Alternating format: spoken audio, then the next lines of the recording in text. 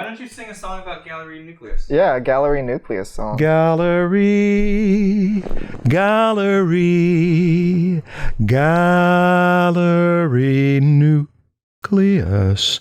You're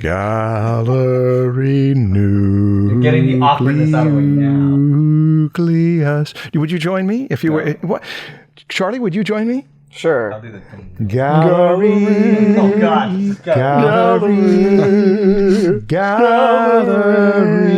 Nucleus. Oh boy.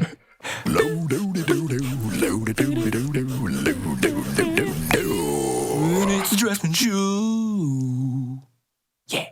Welcome to the Draftsmen podcast. We are here today with Ben Zhu, who is the founder, owner, and curator of Gallery Nucleus in Alhambra. And you haven't officially met Ben Zhu? I haven't. How you doing, Ben? Nice to meet you. Hi, Stan. Nice to meet you. Well, now you've met. Yeah. We can begin. Yeah, we can begin. I feel like I already know you because I've watched you guys' videos. Nice. But Stan, you probably don't feel like you know Ben? No. Yeah. No. Yeah. Well, Ben, we have a tradition of an awkward introduction. And Thank you. fulfilled our obligation, so now we should move into this conversation. Ben, when did I meet you? Was it 2002, I think? Wow, a while ago. Yeah, I think. How did I meet you? I think I met you. I took one of your classes. I could have guessed. When did you start Gallery Nucleus? I started in 2004. What was your first show there? Our first show was October of 2004. It was called The Main Event because we were on Main Street. Chris Abelhans was in there. My buddy Ron Cornelian was in there. Katia Chen, Jamie Dollars. I know James Jean was in there. It was mostly my close friend at the time. Yeah. And right around that time, there were a number of my former students who were going into the industry who got into shows at Gallery Nucleus. And so when I would go to the openings on Saturday nights, everybody in the entertainment industry of animation and comics, graphic novels, was there. So it was just one of the most amazing networking opportunities. And I have met more of my students' families and best friends at show openings at Gallery Nucleus than I have at weddings and funerals combined. So it's been, you named it Gallery Nucleus, and it really became a nucleus of talent. And every time DreamWorks and Disney and Blue Sky and these places do movies, the art of stuff usually debuts at your gallery. Is that correct? That is correct. Oh, wow. This is a big deal to have Ben as our guest. Oh, I appreciate that. That's cool. Ben, most of our audience have heard us talk about what happens if you want to make a living. And it is typically if you're going to make a living in something that's going to get printed or published and have a mass audience. Whereas if you are going to be represented by a gallery where people who are walking in there to see the work, it's a different set of dynamics, I think, but that's what we want to ask you about. If a person says, I do original artwork, I want to be repped by a gallery, you are a person who can answer some of these questions. Correct. Tell us what the history of Gallery Nucleus has been and how you dealt with it, because you did not set out to start a gallery. Is that correct? No. My background is art. That's why I took a lot of your classes. And I worked in video games for a little bit. I worked in animation for a little bit. But the background of the gallery, it really just started because I saw a need back in 2004. And even now, there's not many galleries like it. But I am a big art nerd. I love entertainment art. I love, art from video games and animated films and, background paintings and storyboards. Like, to me, all of that is amazing. It's because I've learned, my background is animation and illustration, that I sort of appreciate a very wide scope of art, I think, especially within the sort of illustrated arts. Sorry, Ben. That was a loud sound. One of the prints just fell off the background. We're just going to leave that there. Keep going. We're going to act like it didn't happen. Yeah. Ben, if you want to just start right over in. Well, we're go going to ahead. keep that in. Yeah. Okay. So, I would say keep the thought Keep the going thought going. instead of redoing it. Because of my background, I thought there should be a space devoted to showing this type of artwork. The leap from being an art student and an artist and working in video games to opening up a retail store and a gallery is not a logical leap for some people.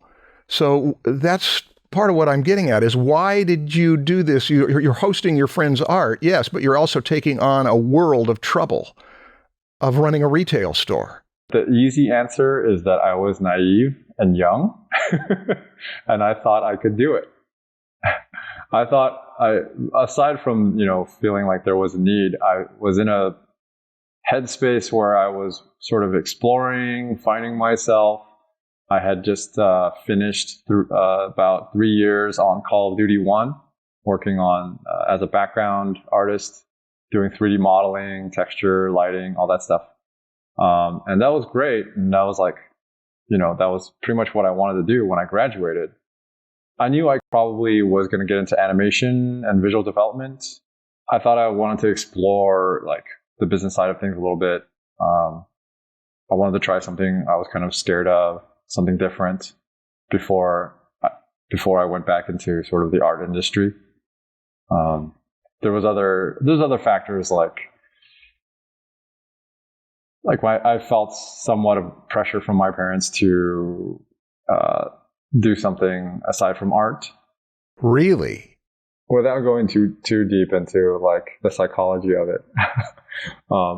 Like I said, because I was sort of soul searching, I wanted to try something very different than what I've known pretty much all my life, which is art.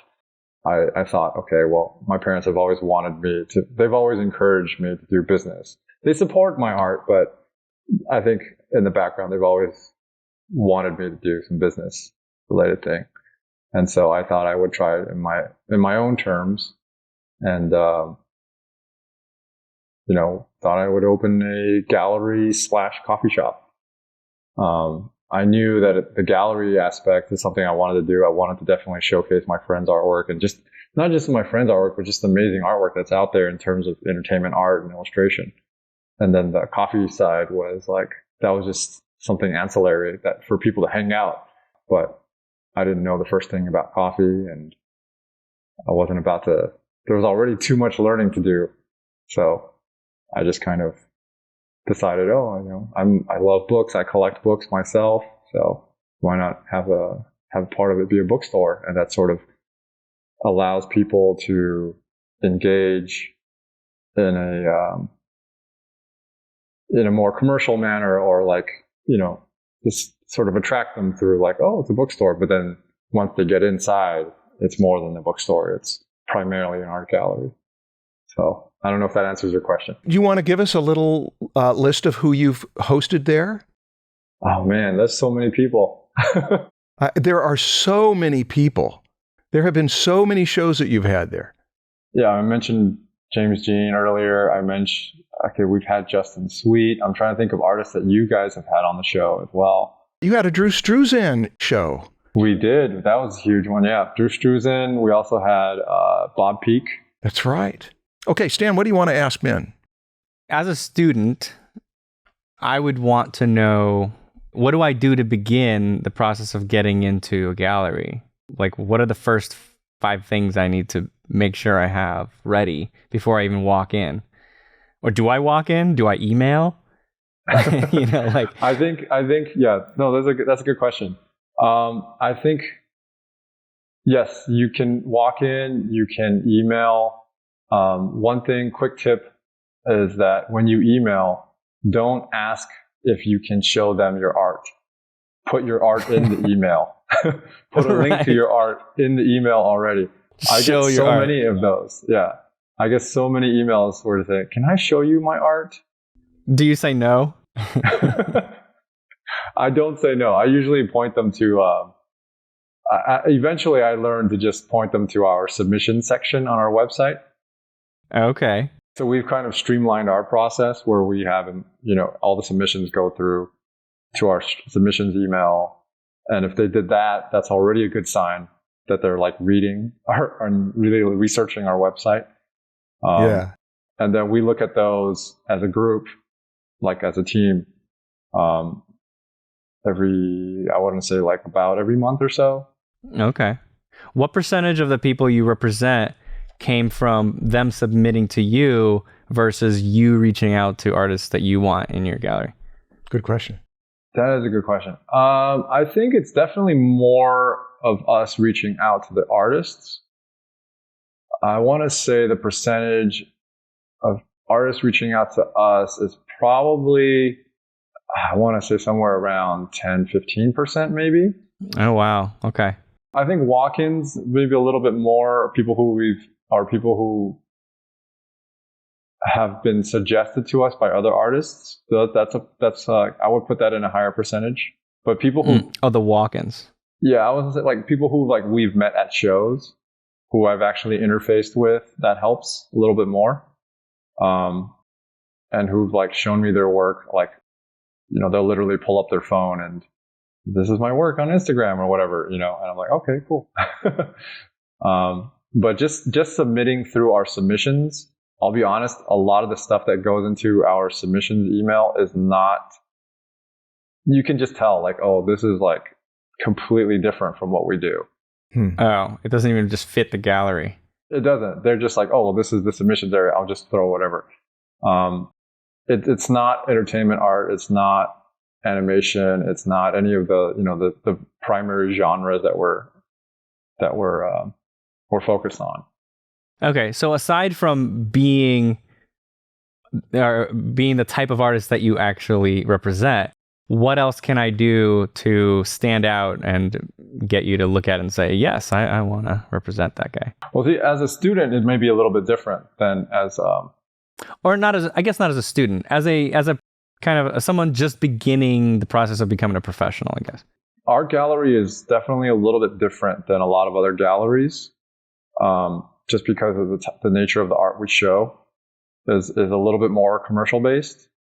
I think if you're like, for example, like a figure painter, right? You may be looking for a different type of gallery than Gallery Nucleus. And the way you would approach that gallery would be slightly different. So I'll give you both approaches.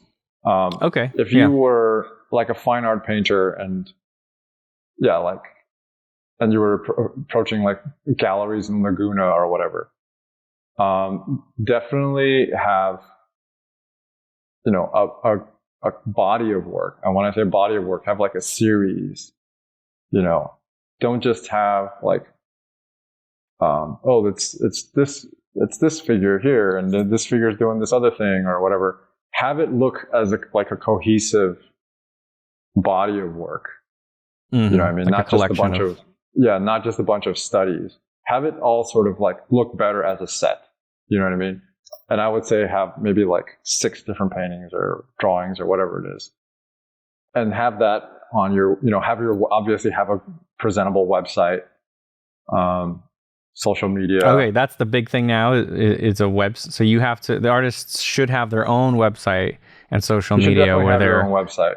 If not your own website, at least your own Instagram. But to show them that you mean business, you should definitely have a website. With your body of work. And websites now are like, they're so cheap to build, and but primarily I think the way to approach them is to have your thing first, have your body of work. And even before you approach them, really research the galleries. That's the primary thing. Like, is this gallery showing other artists that I love, or the other type of work that I resonate with? Because you don't want to be showing, like I said, abstract expressionism to like a figurative gallery, and you don't want to show, vice versa. Just know sort of what the gallery is about first. For us, getting into Nucleus, there's other ways to get into Nucleus. If you worked on a TV show or an animated thing that we're fans of, or that we're going to eventually do a show for, you may have no gallery experience at all, But because you worked on that show, we'd love to have you in the gallery as part of that show. Or because you're known for, let's say you're an artist that's like known for drawing cats. And if we have a cat show and you're the cat artist or one of the cat artists, that's another way to get into the gallery. Okay, so this flips it on its head. It's not, I want to go to Gallery Nucleus and get my work in there so that the industry will know about me. This is, I need to go into the industry and do good work and make a name for myself. And then Ben will say, hey, we would like to represent you we'd like to show your work in our gallery. That's definitely the easier way. That's the easier way. Have you ever represented someone who never did any work on a show or a movie, but just had the right look, the right style that kind of just fits into the gallery? Definitely. There's an artist from the Philippines. Her name is Mal. And she came in through an open submission show. We have a show that we do every year called Power in Numbers, where everything is, I believe it's 5x7 inches, and all the pieces are $100. That's a show we've been doing for a long time. And so she somehow got in there. I don't even remember, to be honest, how she got in, but it was either one of our friends, someone who was working here at the time may have been a fan of her work, or she had maybe gone through even submissions. It's possible that she submitted some of her work that way. And then we showed her in one show, and then it sold in that show. We had her in another show, another Power Numbers sold in that show. And we tried having her in a slightly larger group show, and then sold that way. And so she's just doing her own thing. She has nothing. She's never, worked in animation. She's never illustrated a picture book. She just does her paintings. But she was so good that she just caught your eye and got into the gallery. And is that a continuing relationship then, that she sells stuff? Pretty much at least 15 years she's been working with us. Wow. What makes her stand, or what made you accept her, or what makes her stand out? Is it the quality of her work is so high, or is she unique and she stands out? It's both. I mean, I've got, we can get into that, but I've got some lists of what we're looking for. Because I prepped for this. I was like, all right, I'm going to give you exact lists. This is the Gallery Nucleus criteria list? Yeah. That's the biggest job post. Maybe not. This is, okay, so these are more of what we consider to be, I guess, quote unquote good. So technique, skill, and execution is number one. Was this created with, obvious skill? Does the work look intentional? Are the happy accidents intentional happy accidents? Intentional accidents. Intentional happy accidents. That's interesting. Are the artists doing something unique with the technique? Something that's not easily replicated? That's the other thing that we're looking for. If you work in traditional media, that's a huge leg up for you, because there's a lot of artists doing digital, and nothing against digital. I love digital work, and there's amazing digital artists. But in terms of this is from a strictly business standpoint, and I'm sure we can get into a whole conversation about NFTs, but original art still holds its value better than anything else, and it commands value better than anything else. Wow, that's interesting to know. Yeah, is the artist using the medium in a competent manner? Is there, actual craftsmanship that went into creating the piece? So that's all part of technique, skill, and execution. Second is presentation. Presentation is very important as well. How is the piece framed? How is the piece even presented online? The scale of the work. Third one being emotional resonance. Mm-hmm. Is the piece, does it evoke something? Is it awe-inspiring? Does it make someone happy or sad, or is it frightening? Does it make a statement in that way, right? Does it give you some sort of a gut reaction? The fourth one, and this isn't always true, but cultural relevance. What is this piece going to be? Is it going to be interesting 100 years from now? Obviously a lot of the pieces that are tied to properties that will have cultural significance because it's related to a specific show or something. Mm-hmm. Is it part of the greater cultural conversation? Number 5 is originality. That's pretty straightforward. Yeah. You mean that you know it's this person's work? You don't mistake it for another person's work because this is a new take on something. Exactly. If you want to give positive examples of them, for any of them that stand out for originality, that you just said, whatever else, the originality of it is enough to where we want to be part of this. Going back to your first question about like approaching art galleries are definitely looking for something that's different. They're not looking for you to paint like Sargent or whatever, unless you're like painting exactly like Sargent. Or painting as well. Yeah. Painting as well. They want to be able to like market you as you, So someone whose work I can immediately identify as that being that person's work, that helps a lot in approaching an art gallery and being original. So those are 5 things that Gallery Nucleus, you and your colleagues look for. Yes. And it includes a wide smattering of styles. So it's not like you're locked into one thing. What is the unifying factor? Seems that it's almost all entertainment art? Not always. We do show like background paintings from time to time. We'll show illustrations that are not linked to a specific property. But I think the common link is that they're all representational and they're all somewhat narrative. Okay. So like abstract expressionism is probably not going to show up here. Yeah. Is that statistically unusual for a gallery in LA or in just in California in general, that you've got a lot of narrative art? Yeah, I don't know too many galleries like that. I know that, in New York, there's probably some. And I think there's a lot of galleries that have it from older works, but contemporary illustration, contemporary narrative art, there's not many that I know of. They're out there, there's just not that many of them. Is your Alhambra gallery the only gallery that you have? Or do you have another one? We do have another one. We have one in Portland, Oregon. Yeah. Oh, nice. Okay. Yeah, and their vibe is slightly different. Okay. What's the difference? They don't do as much entertainment related art. They don't do as much like animation stuff for sure. They're a little bit more on that edge of illustration and fine art. So they have shown a little more figurative stuff. They'll try work that's less tied to specific properties. Things that are a bit more pop. And when I say pop art, I don't mean like, I'm talking about more like Andy Warhol type pop art, where it's recognizable, but it's not related directly to like a property. So theirs doesn't necessarily have to be narrative anymore. Theirs not necessarily narrative, but it's still okay. It goes more into like graphics, like graphic design, a little more. It goes a little bit more abstract, but still like pretty representational. Yeah, you can still know what you're seeing. Yeah, you can still tell. It's tuna cans, but very graphic tuna cans. He said Warhol. So. Campbell Soup, Marilyn Monroe, pop icons.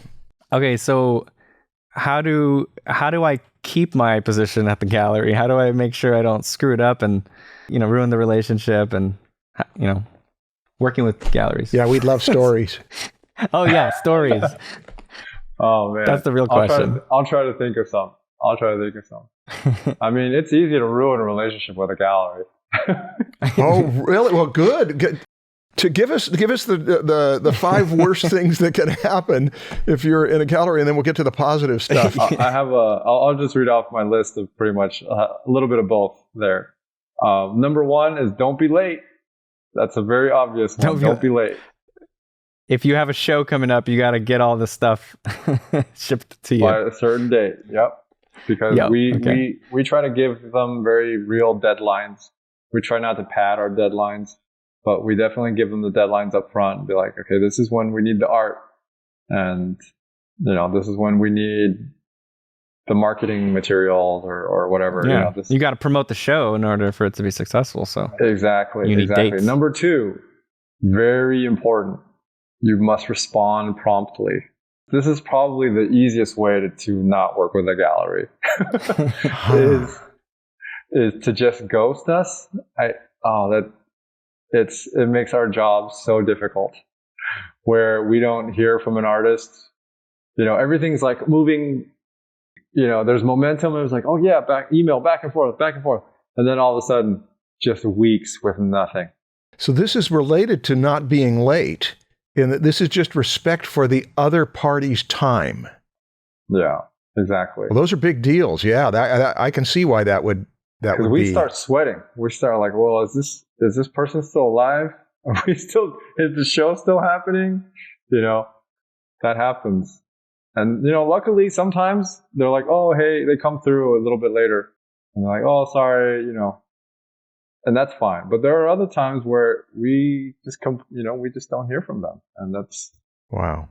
Okay. Have you had to cancel shows because? We have. It's very rare, but that's part of like us picking the right people to work with. Have you had to cancel a show even after you promoted it? That's rare. I think it's very rare. Yeah. I don't need to pick at all the details of how bad it can get. We get the idea. Don't be late, and also respond quickly, because it's a real-time relationship, and there is a deadline. It's like any other relationship. You have your expectations, you set up your expectations, and you try to meet those expectations. So if we both agree on having X number of pieces at the gallery by this date, then we try to do that. If there's some difficulty, the sooner they can tell me, the better. Then we can try to, minimize the risks that way. But yeah, a huge part of the gallery curator's job, or the huge part of our day, is following up with artists from different shows and just checking in and saying, hey, how's it going here? How's it going there? See, this is another thing that's different from our gallery than some of the other galleries.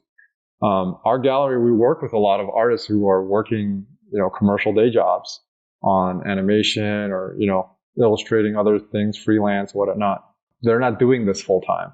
So we do need to check in with them a little bit more to make sure that they're allocating enough time. And we try to ask artists and get them to agree on the show, like at least 6 months in advance, but I prefer over like a year or more in advance. Oh, wow. And there are shows that we plan out. Yeah. With some of our artists that we've shown for a long time, we plan out shows because we have that sort of relationship. We plan out shows like 3 years in advance sometimes. 3 years in advance. So the artist has to just kind of hold on. When you start planning a show, is the artwork already created? Or do you guys come up with a theme or a thing that they're supposed to do, and then they go and they have 3 years to execute on it? They don't. Sometimes we know that we're going to have a show and we don't have a theme. Sometimes we know we're going to have a show and they already have a theme in mind. Okay, but then they still have to go create the art. They still have to create the art. Okay. Very rarely do artists already have the art. Sometimes they'll have like half the show done already, or like a couple pieces within the show that then we're like, oh yeah, that's a series. Keep working, keep building on that. But there are, for like some of our children's book shows, for example, the art is done for the book. So that, in those cases, the art's done.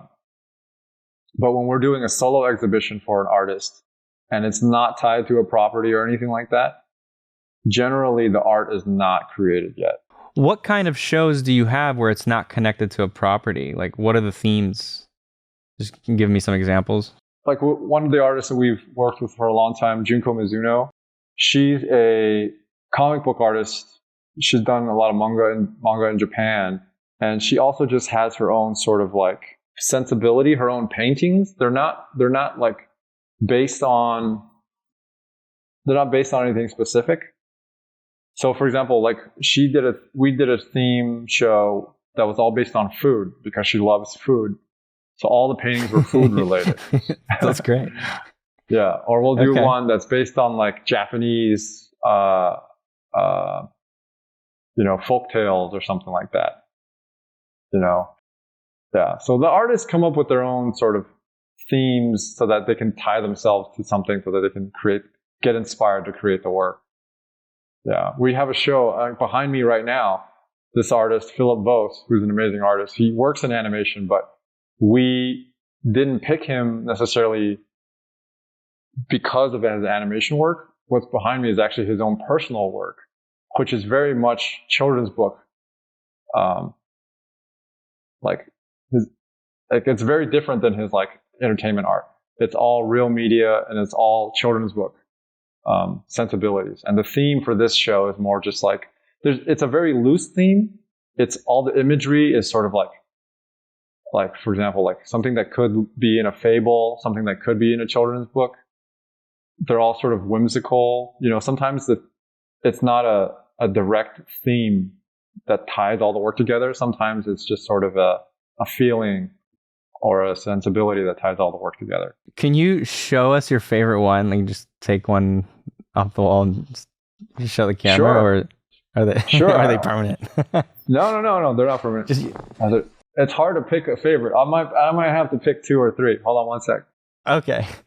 But this is nice to be able to see him Yeah. while we're on the gallery. I'm just really curious because they're so small. It's just Yeah. like- Okay. Hey, welcome back, Ben. Thank you. all right. All right. So, artist again, Philip Vos. Is that watercolor? It's a mixed media. It's acrylic, color pencil, and I believe there might be some gouache. But it's primarily acrylic and color pencil. Okay. So yeah, see, it's just a frog.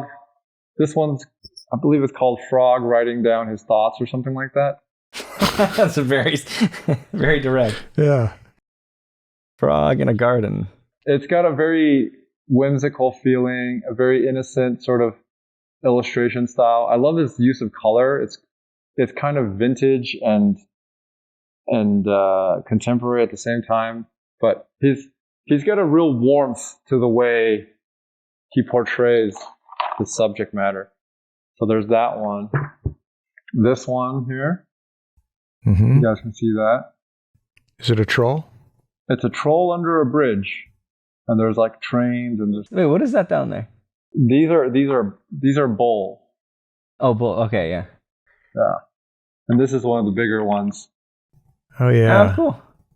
Yeah. This is fun. reminding me, though, that when you mention vintage, you've had some vintage shows. You had one of Robert Fawcett's work, as well as Bob Peak's, and some others are illustrators of previous generations.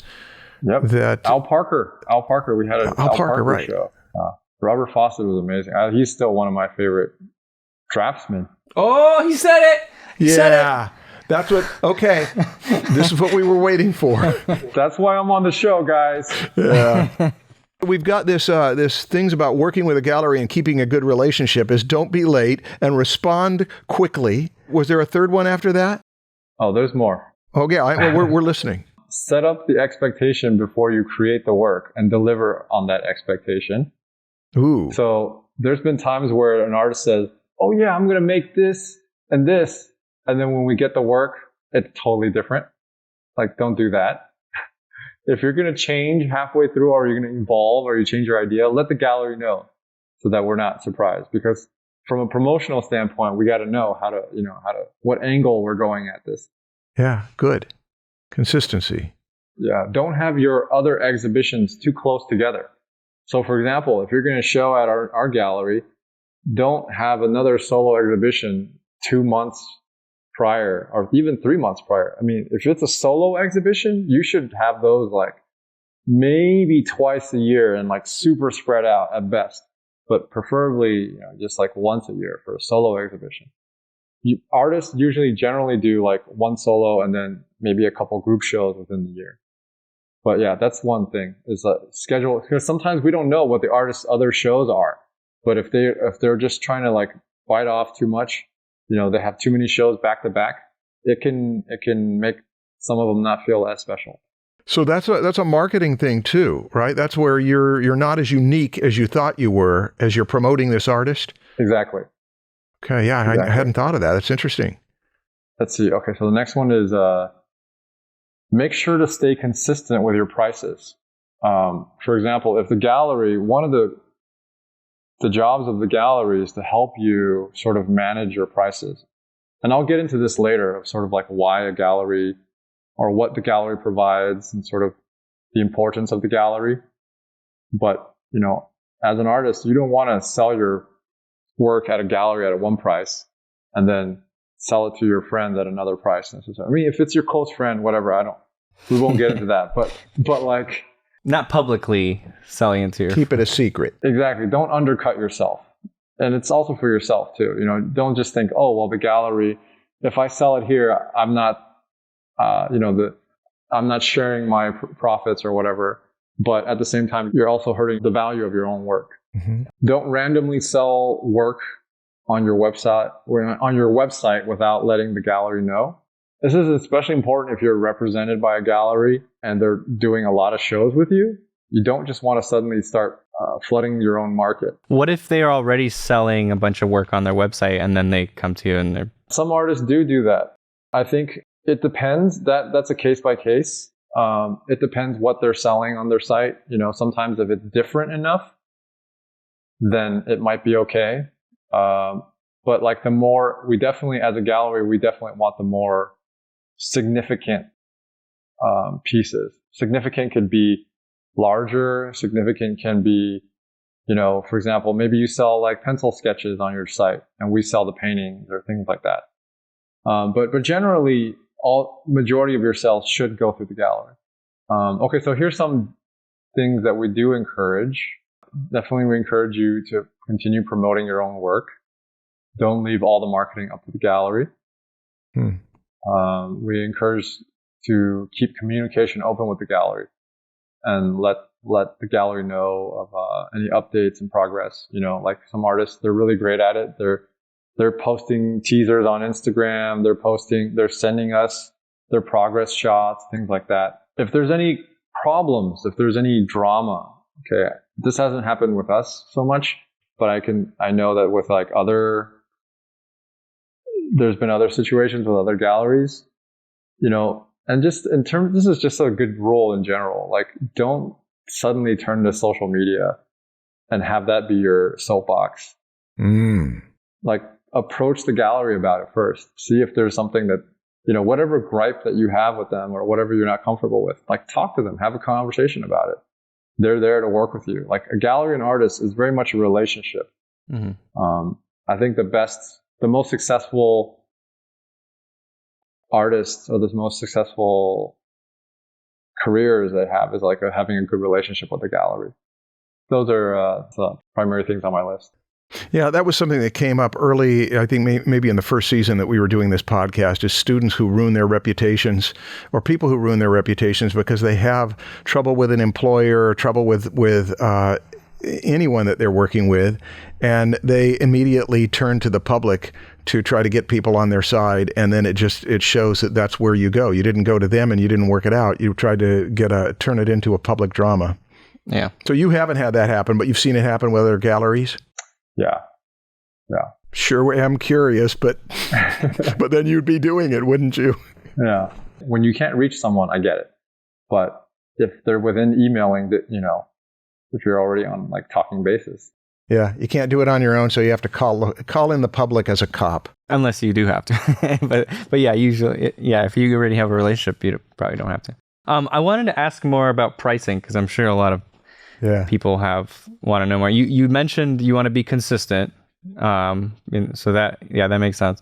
But where do people start though? Like if they're just getting into galleries, how do they start pricing their work when there is nothing consistent yet? How do you figure it out? That is a really good question. Pricing honestly can almost be its own like episode. We just released it today. That's hilarious. We just released the pricing episode. Oh, you did? Oh, okay. Yeah, today. Yeah. It's public today. I mean, public today. We're recording on the same day. Very cool. Very cool. For those with no prior history, it would kind of depend on a couple different things. So it depends on the nature of the show. Like if it's a large group show that's related to a property, we kind of generally have a rough range that we start with. What do you know what what is that range? It depends on like, okay, is it a pencil drawing? Is it a painting? It's kind of hard to say exactly. Like we look at the show as a whole and we go, all right, what is the most expensive piece? And what is the least expensive piece? And why is it that price? Once we can lock down those two, then we can figure out the in-between a little bit easier. You want to give us a spectrum? Because you got the $100 ones, which the 5x7s where everybody does these and they sell for $100. And they're $100? And they're $100. They're $100. Oh, wow. And you also had, you had the Drew Struzan Return to Oz poster in there, which was, if I recall correctly, was it $90,000? I don't remember that one, but I remember, I think it was the Harry Potter painting that was, God, I want to say it was 300,000. Okay, but the thing is that even the spectrum, whether it's between $100 or $300,000, $100 and $90,000, we have a wide range. So for a person first going in, do they just rely on you to tell them, here's what we would sell this for, here's what we know the market better than you do, so we're suggesting that this be for this price? Exactly. So in terms of pricing also depends on the gallery. So there's sort of a average that the Nucleus collectors have come to expect of a certain type of art, right? So generally, we're in somewhere, I want to say, the $1,000 range. That's probably sort of the average price point for original illustrations. Mm-hmm. Sometimes they're drawings, sometimes they're a little more painted. So that's kind of like our starting point. Like we basically have like a rough price per square inch for a certain type of art. And we also kind of do comparison to other artists. So for example, the artist that I just showed you, Philip Vos, he doesn't have a prior history. He's never shown his artwork before. He's never sold his artwork before. So we looked at a lot of other artists that are kind of similar, that we have shown in the past, and kind of what those prices were in the beginning of their career and their current prices during, what they are now. And we kind of sort of tie it to that. We kind of anchor it to those sort of previous prices of other artists who are also doing similar type work. So for example, for Philip, it would be other children's book artists or other artists doing their own personal illustrations. And when we showed them, and when was their like roughly their first show, okay, how much were their pieces going for, price per square inch? And we kind of anchor it to that. Does that make sense? Does that help? Yeah, but really the square inchage makes a difference in which means that the bigger a piece is, the more likely it's going for more money? Smaller work actually is more, in our case, this isn't everywhere, but like in our case, smaller works are generally worth more price per square inch. And as you move up higher and as you move up bigger, it's not a 1-to-1 ratio. Okay, double I the get size it. Double the size doesn't mean double the price. Double the size, once you start getting into really, really large works, the capacity to buy is still only like, you can only push that up so high. Yeah, but the bigger paintings are still more expensive. It's just smaller per square inch. It's like a curve. Like it's slowly just kind of evens out. Exactly. Yeah, I get it. That if it's smaller, you're not going to sell it for $20 because per square inch if you compare it to a big one. I get the idea that size does make a difference. It's just not the only factor. Exactly. And we so for example, we try to tell as an artist too, when you're creating a series of work, you should think about specific sizes. Don't jump all over with sizes. Don't have like small pieces and large pieces. And, I always tell artists, if you're going to do a solo show, try to lock yourself down to no more than 3 sizes. That way the buyer knows like, okay, this size is roughly this price. And also you yourself, when you show more work in the future, you have your own anchor to look at. You're like, okay, something this size and this medium, this detail was about this price. Okay, so now next year, if I do something that's comparable, same level of detail and medium, same size. Okay, how much how much is it now? Did it increase? Did it stay the same? What performs better? Like when all the pieces in the show are like pretty much the same size or roughly the same size.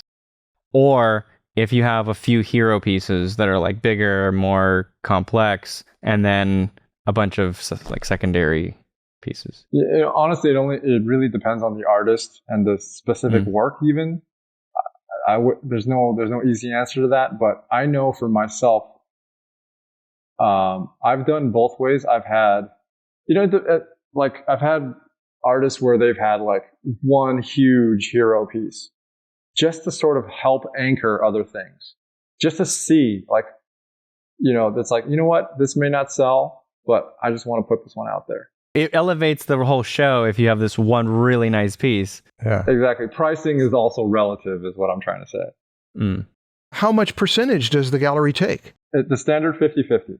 Okay. And then does it go down once the artists are more famous? It doesn't. It doesn't go down. It doesn't? It doesn't. Oh, interesting. No. I've known artists that they're pretty far into their career where they already have like a large collector base where it goes down to like 30% for the gallery. It's not what you want to hear, is it? No, I know that is the case. This depends on the gallery, but it depends on the gallery. Okay. Generally, we try to, and this is purely for survival and business reasons, we try not to go below 50%. There's other things that we are willing to do.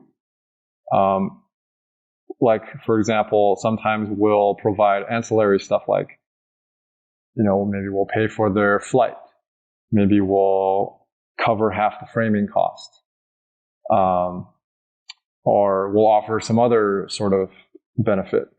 But it's very rare that we sell art when a piece is for sale at Nucleus that we will take less than 50%. Obviously, like with Drew Struzan, with Bob Peak, we took a lower percentage as well. But for Drew Struzan, definitely we took a lower percentage. There's just certain artists that are really legacy artists that we're willing to do that with.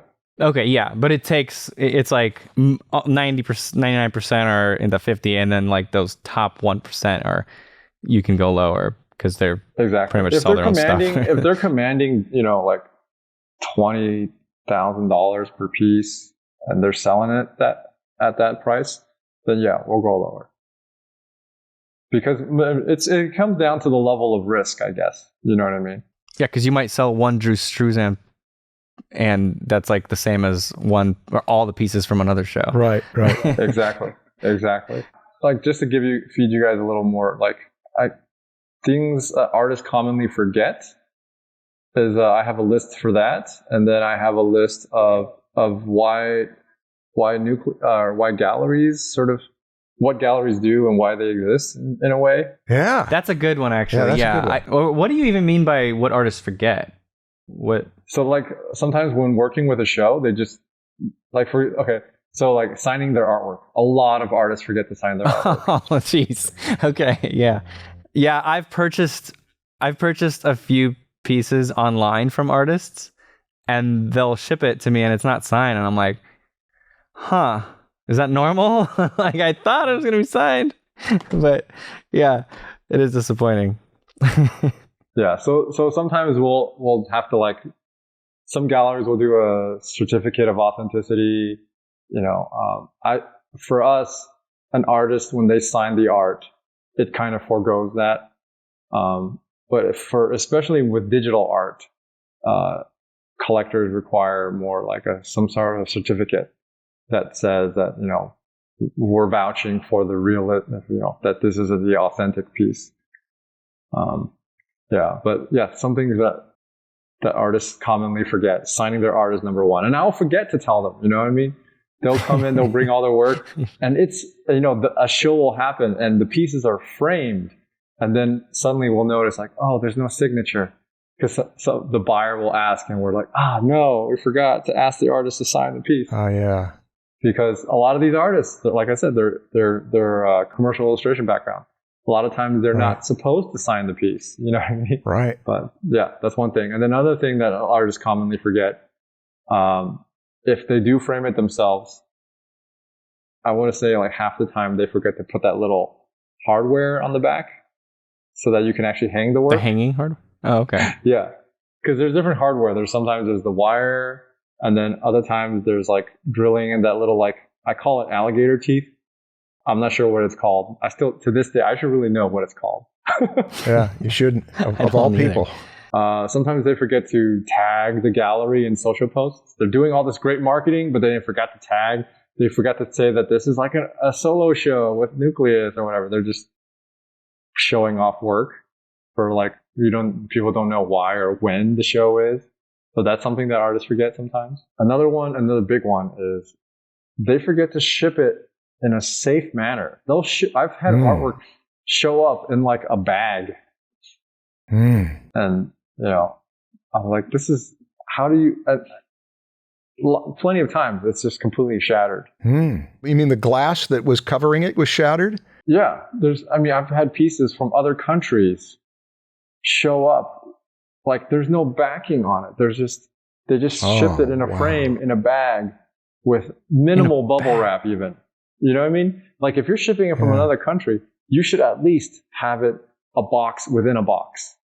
But they was just like shipped with a hope and a dream, just bubble wrap in a bag and just. The best shipping box I've ever received from an artist was Steve Houston's painting when he shipped it to me.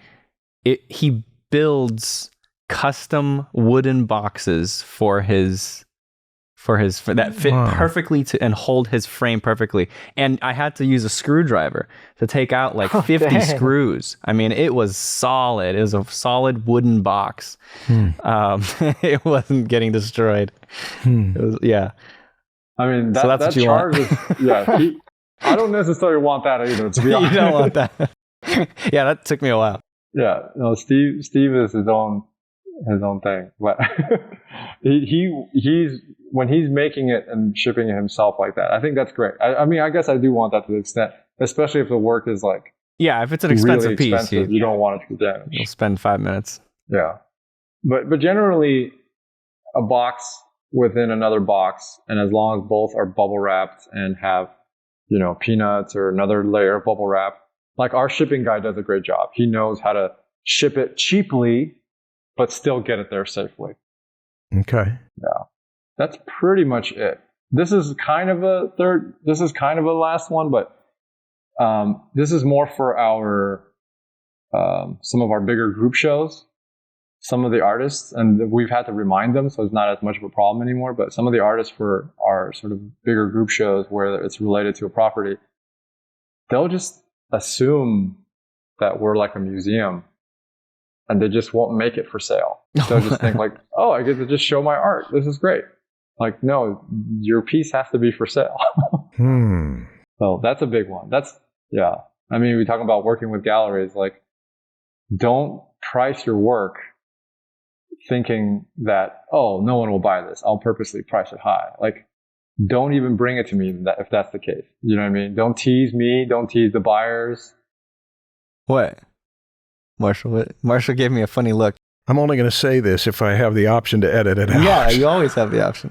Did I do that? Did you do that with what? Did you show? I did do that. Back when I don't remember, Marshall. Yeah, it was around 2010 when the Illustration Academy and TAD and other things, we had a show there, and I had my... and you priced your work? I had it not for sale, but it was only it was taking not up for that. sale. Yeah, it was the because it was a group show that was to show the teachers of this. There's exceptions. Don't worry, there's exceptions. But yeah, I could see that if it's to show the teachers of some college. Then. But boy, you have certainly pressed your finger on the conviction of what was right and wrong that I did not know about nor think about, and now I'm sure thinking about it. Ben, thank you for enlightening me. No problem. It's just, at the end of the day, art gallery is different from a museum because art gallery is for profit. It's right. It's a business like any other. Yeah. Well, museums have to make money too, but they charge for admission. Exactly. Yeah. Exactly. And Ben does not charge for admission. I don't. I'll charge admission for special events if there's going to be a lot of like things going on that day, like the opening reception. if it's like, for example, when we had our 30th anniversary for Square Enix, there was a lot of things going on. There's like free giveaways. There's, like photo booths. There's all this activity that we'll charge for. And it's like, $5 or something. That's like tickets to a party. Exactly. Or if there's a panel, where you're actually like interacting with the artist and getting to ask them questions and you get to get them to sign stuff afterwards, that we'll charge for because we got to rent chairs, tables, all that stuff. But you do those for free sometimes too, right? Sometimes we'll do them for free. How has the role of the gallery changed, if it has changed since the internet? Because when I got into the gallery world, it was 2004. Or 2005, 6, something like that, 7. And that's like right when the internet was starting to grow. And I could see it changing where artists were starting to go online and just like start selling their stuff on their own websites.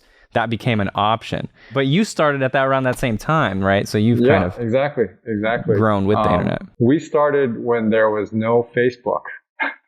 I like to, I always tell this story, but like one of our employees was like, we have to have a MySpace page. MySpace page. Do you still have a MySpace page? I'm curious. I wonder if we do. I don't think so. I think they've deleted all the old profiles. Justin Timberlake owns MySpace now. That's right here, and it's for music, apparently. Isn't that a funny fact? It's like so random. Yeah, I think he owns like 10%. But yeah, sorry, go ahead, Ben. No. Fun fact.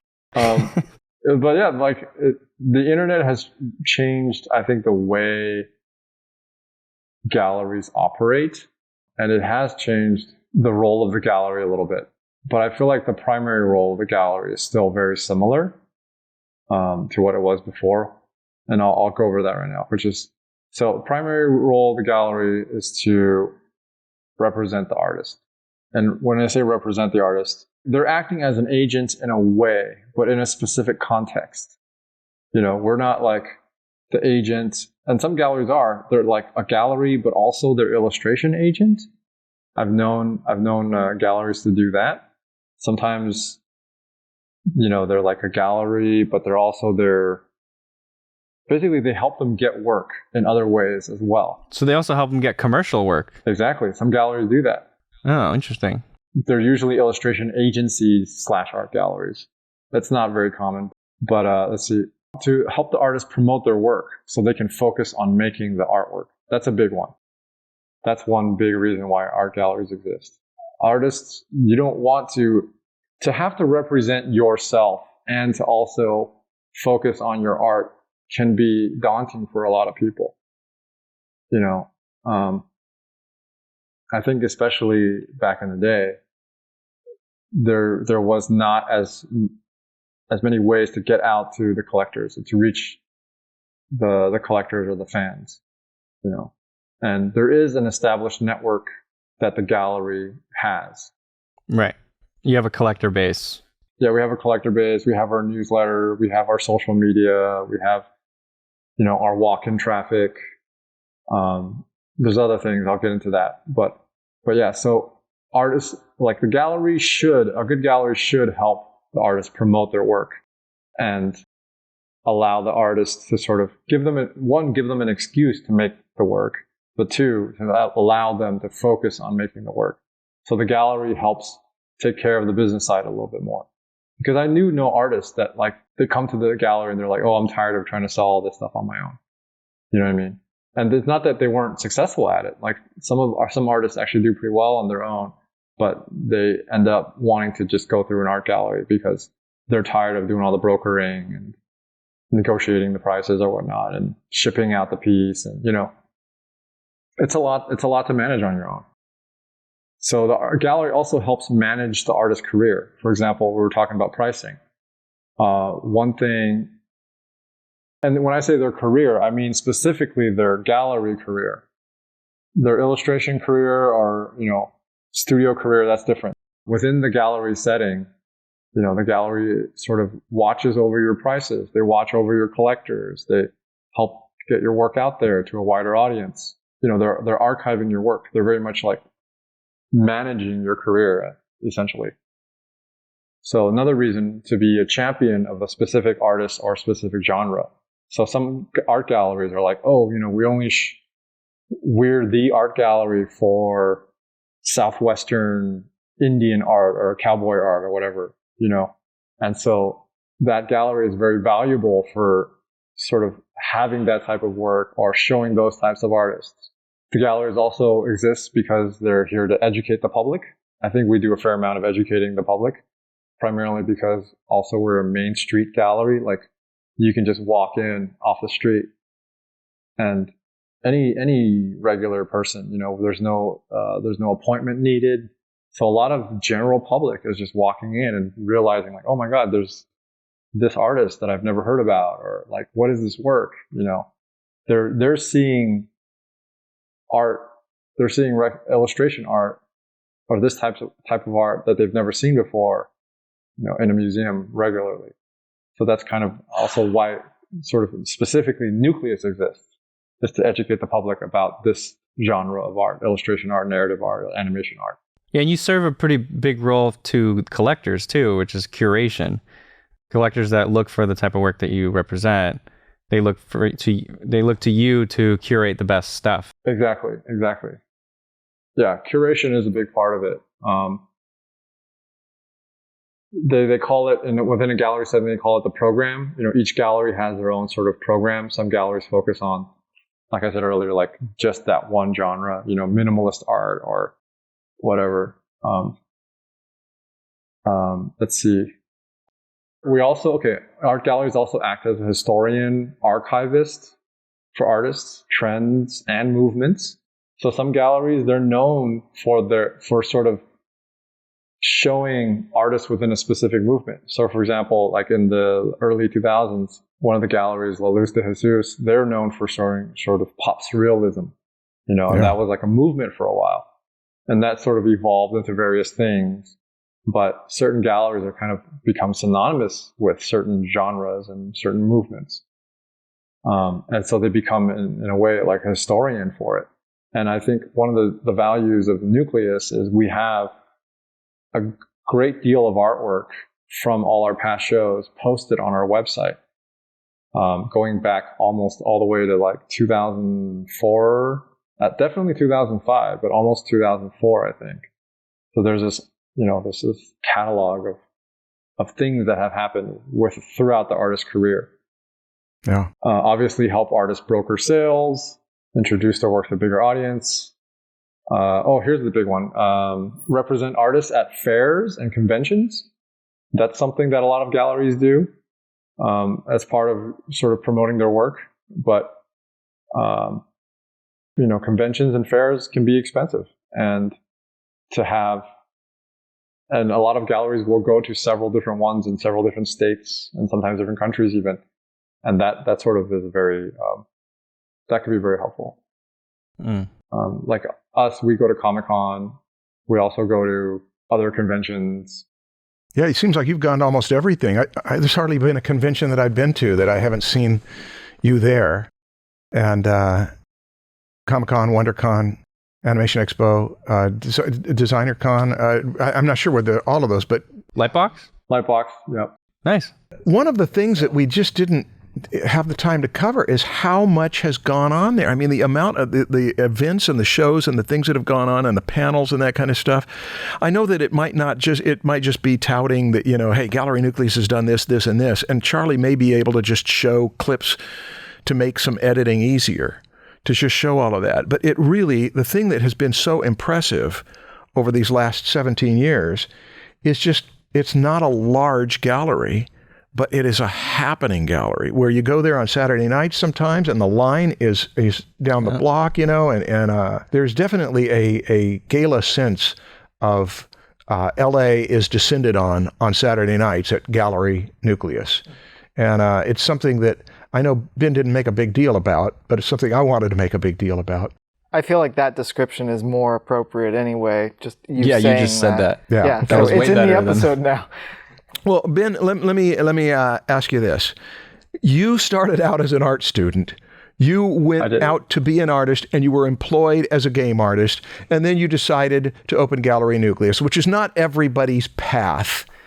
And the times we've talked in the past about how much is involved in that and how much learning you went through fire and how much trouble you have had to figure out, okay, we've got to do it this way and that way. You've given me some of the stories about the complexities and challenges of running a gallery.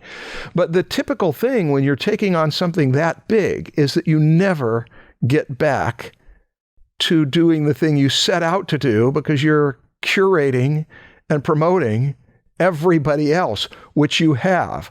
I'm around people whose careers have gotten started and whose careers have been augmented by how you have showcased them. In fact, we once likened you to the host of The Tonight Show, that if you get hosted on The Tonight Show, if somebody gets to be a guest on The Tonight Show, now everybody knows about you. And the few people that get to get into the gallery, they get known. Okay, so that's the role you're playing. But you still do artwork. I do. I try to do a little bit here and there. What have you done recently? Well, the thing that I spent my last there's two main things I've done recently. One is I worked on Wish Dragon with Chris Abelhans. Cool. I did that as a part-time job for, I think I was on it for, God, I can't remember. It was at least a year, possibly 2 years. Almost. What was your role? So my title on it was story artist. I did some storyboarding, but I did a lot of visual development. Designing props, designing effects that happened in there, a little bit of character design. The great thing about that project is a small team, so we got to kind of do a lot of different things. And also, the great thing about it was because I was there with Chris at the very beginning, before the thing was even greenlit. Yeah. I was there to sort of like brainstorm with him and think about the various aspects of the story. Ben is the reason that Wish Dragon happened. When Chris tells the story, it's that Ben took him to visit his family and he got the ideas there and he was interacting with you and your family. Yeah, Ben was guys went on a trip. The nexus of that. I'll take credit for that. I'll take credit for that. Yeah, for sure. Basically, it was like in the World Expo, I don't remember what year it was, but the World Expo happened. But before the World Expo happened, they were looking for mascot designers randomly, and we somehow, they were contacting someone, like a family friend of mine, looking for artists to design these mascots, or a mascot, and then they invited us out there, and and I invited Chris, and we flew out there to Shanghai, and it was a bit surreal. Like, we talked to some people, and they were just talking about mascots all day. Yeah, go hear the story from Chris. If you did not see the Wish Dragon interview, Chris tells the story about how it got started, and he mentions you, shows a picture of you. What else? You've worked on games and movies, and Wish Dragon recently. And the big thing that I've been working on that came out recently, I worked on it for 6 years roughly, is my children's book, Desert Island. Mm-hmm. Mm-hmm. Yeah, it's my first children's book. I started pretty much around the time my daughter was born. Are you going to do a show of Desert Island, of your originals? I already did. You did? And did you sell your work and take 50% for yourself and 50% for the gallery? I did make my work available. I think I would have, if it sold, 50% would have gone to the gallery, which means like going towards expenses, employees, all that stuff. Yeah. If you want to network and you're in LA, and if you want to go to a Saturday night gig where a lot of good stuff happens, be on Ben's email list. Yeah, it's like Steve Jobs taking the $1 salary a year, but it all goes back into Apple and his expenses. Yeah. Great. So how do people, if they go to gallerynucleus.com, you can't do that. Pardon? You can't take a $1 salary. It has to be market. You has to make sense for the role you have. I thought that he had a... maybe, but that's not... I thought he had a $1 salary, but he had an agreement that all of his expenses were taken care of by way of... Okay. I mean, maybe if all of his expenses were counted as part of his salary, then and maybe, I might be 100% wrong. Okay. Yeah. This might you can't do that because that's like you're trying to pay less taxes. I mean, it's okay to call it. Anyway, that might be it. But you do have to give yourself a reasonable wage. Yeah. Well, strike all that. And Ben, where do people go to find out about what you're doing? please go to gallerynucleus.com. All our events are on there. All our upcoming stuff, our products, that's all on there. If they want to check out Portland, go to nucleusportland.com. Check out what they're doing. They're doing some amazing stuff as well. For me personally as an artist, it's benzhudraws.com. And pretty much just my children's book stuff is on there. And, all the links to my social and whatnot, they're all on that website as well. So, Okay. Yeah. Thanks for taking time with us and doing it from Gallery Nucleus. Thank you for having me. Awesome. Thank you so much, Ron. Nice to meet you. Bye. Yep. All right. Have a good one. See y'all.